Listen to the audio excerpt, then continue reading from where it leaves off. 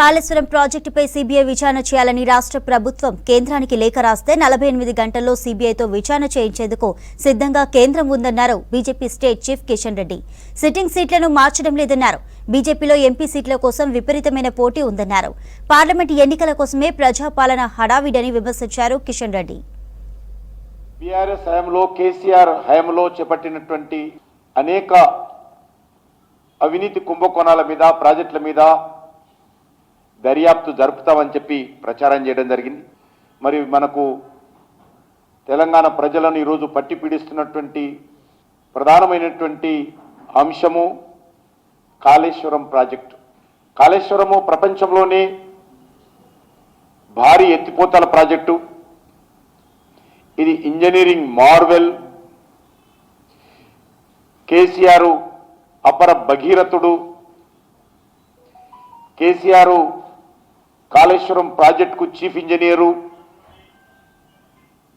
Water lift కోసం ఉపయోగించినటువంటి విద్యుత్ pump సెట్లు, బాహుబలి మోటార్లు, 7 బుర్జు ఖలీఫాలకు సమానమైనటువంటి కాంక్రీటు ఈ యొక్క కాళేశ్వరంలో వాడడం జరిగింది. 15 ఈఫిల్ టవర్ల నిర్మాణానికి సరిపడేటువంటి ఉక్కు కాళేశ్వరం ఇరిగేషన్ ప్రాజెక్టులో ఉపయోగించడం జరిగింది.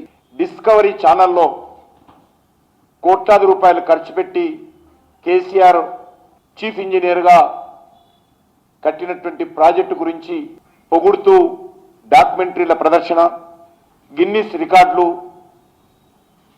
వీటన్నిటితో పాటు 80,000 పుస్తకాలు చదివినటువంటి కేసీఆర్ చీఫ్ ఇంజనీర్గా కట్టినటువంటి ప్రాజెక్టు. మరి ఈరోజు కాళేశ్వరం ప్రాజెక్టు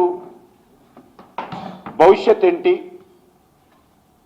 తెలంగాణ ప్రజల భవిష్యత్ ఏంటి, కాళేశ్వరం కోసం కట్టినటువంటి 1,00,000 కోట్లు ఏమైనట్టు, ఈనాటి ముఖ్యమంత్రి ఎన్నికలకు ముందు ఏం మాట్లాడాడు, ఇవన్నీ కూడా ఈరోజు తెలంగాణ ప్రజలు ఆలోచన చేయాల్సిన అవసరం ఉంది.